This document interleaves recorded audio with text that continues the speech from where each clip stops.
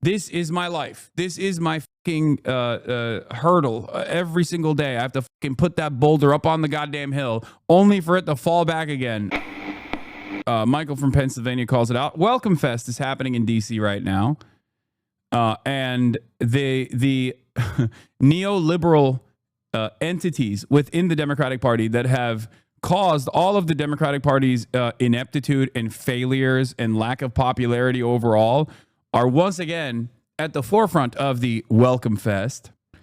Third Way, Blue Dog Pack, New Dems, Inclusive Abundance. They're here and they're putting on an incredible show. Ladies and gentlemen, they're here to stay. Here is Welcome Fest. Alex Bronzini Vendor is there, freelance writer for the Baffler Mag, Guardian, American Affairs. And this is the largest public gathering of centrist Democrats, all 8 of them. Laksha Jain starts off by saying, the voter you're trying to win over is a soccer mom who isn't really as concerned with the election on Tuesday as she is with her kids' soccer semifinal on Saturday. Citing Democratic lawmakers' visit to El Salvador, Matt Iglesias argues that the groups create bad incentives for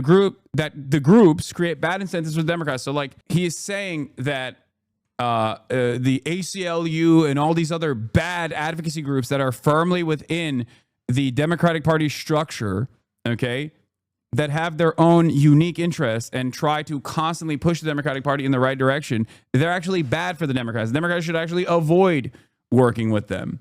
Ironically enough, these guys personally love how the Republican Party operates, and the Republican Party is nothing without its incredible instruments, okay? Whether it be the media ecosystem that they've designed that goes all the way from the independent outlets all the way to mainstream outlets, whether it be all of the sophisticated media ecosystem that the Republican Party has designed, or the think tanks that they have created, where they constantly focus group test whatever kind of messaging that they should be following with, whatever kind of messaging that they should be continuing with, in an effort to push for certain points and certain types of policy that are horrible for many Americans, but they try to feed that. They try to force feed that narrative, and they try to force feed that position as aggressively as they can in an effort to make sure,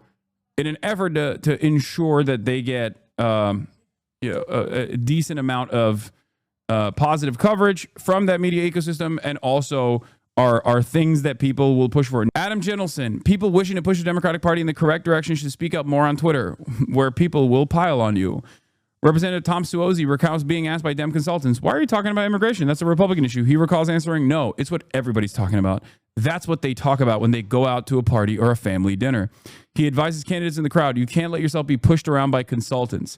Ironically enough, these guys refuse to abide by any sort of popularism standards that they have created, that they've cultivated, okay, when it comes to the issue of Israel.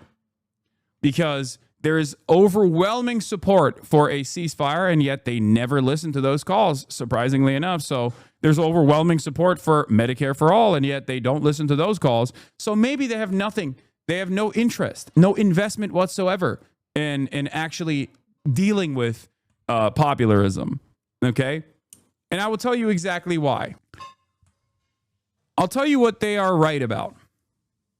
The Democrats on culture war issues that don't actually touch the pre-existing hierarchies of capitalism are losing, okay? Republicans are destroying the Democratic Party on the culture war stuff. They are guiding the conversation. They are killing it. And because the Democrats themselves don't want to do anything that genuinely changes the pre-established hierarchies, genuinely don't want to do anything that genuinely harms capital owners and their profit margins, because they are they refuse to do anything about that. They want to hyper focus on culture war shit, but Republicans are dominating in the culture war sphere because that's the whole purpose of culture war shit to begin with. It's a distraction away from genuinely improving the material realities of the American working class. That's why culture war exists. Is purely and utterly reactionary. And if the Democrats don't do anything, if the Democrats don't try to change the trajectory, Don't try to actively become a party that is identifiable by certain policies that are incredibly popular. They are never going to be able to win. They're always going to lose, because at the end of the day, with culture war narratives dominating discourse, Democrats are ultimately not going to be able to present a strong showing on the culture war front and inevitably yield to the Republicans on specific culture war issues like trans people, immigrants, all this stuff. And then they will give even more leeway to the Republicans on these issues by conceding to their framing. And I talked about this extensively. So it's fucking insane that Matt Iglesias is using this as a negative thing. Insane point to make, given that this work, Trump's approval on immigration, went into the negatives for the first time while this case was being highlighted. It bounced back since Democrats gave up on it. I have been saying this non-stop. I use Chris Van Hollen and the 1 week media cycle that Chris Van Hollen was able to fucking create around the issue of immigration by hyper-focusing on Kilmar Abrego Garcia and how successful that was in terms of undermining Trump's most popular policy position, which was immigration enforcement. It's so fucking frustrating. Democrats are such gross losers, man. It's really fucked up. Here it is. By a 22-point margin, Americans say they want Abrego Garcia return home. Even bigger margins among moderates and independents. It was one of Trump's worst testing immigration policies, perhaps the worst. I wonder why. Because it was identified. It was hyper-focused on. I don't know how many times I have to repeat myself over and over again. And at the end of the day, I'm only repeating myself to an audience of like-minded individuals. I cannot breach the public consciousness with this stuff, even when it's literally happening in real time. It's so fucking frustrating.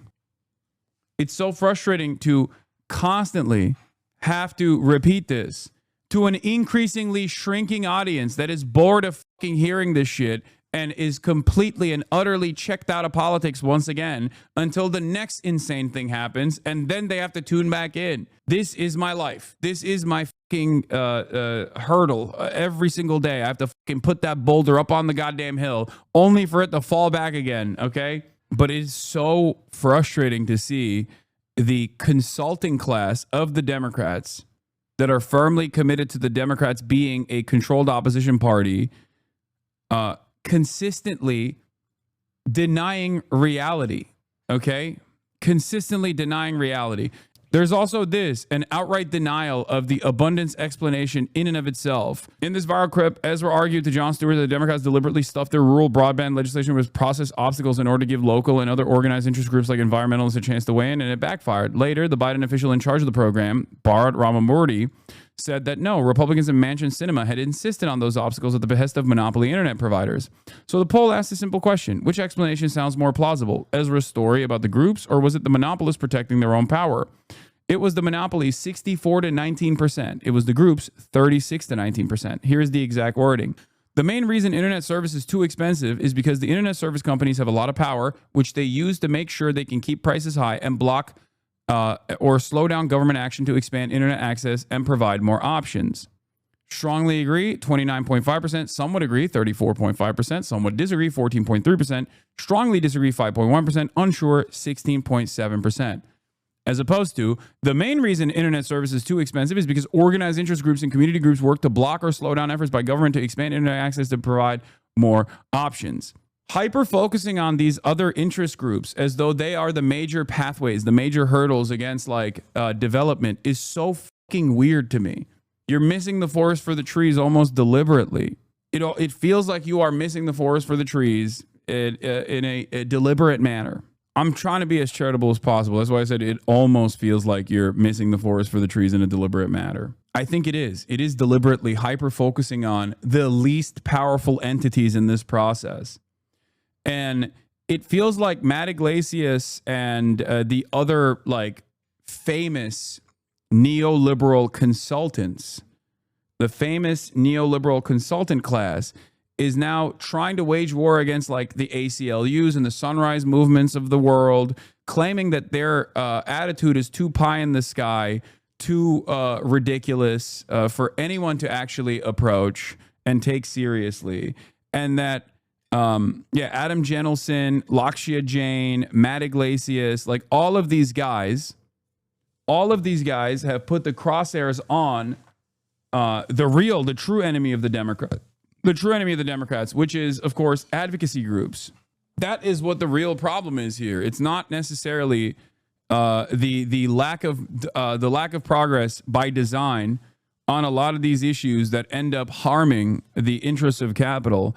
But it's not capitalism itself. It's actually all these advocacy groups that sometimes will make demands that harm the profit motives of these companies. The name of the conference is going on, I think, is like welcomefest. That's what it is. Yeah, sometimes I get 1 million to 2 million on videos. Tom Swazi at welcomefest. Truanon is there.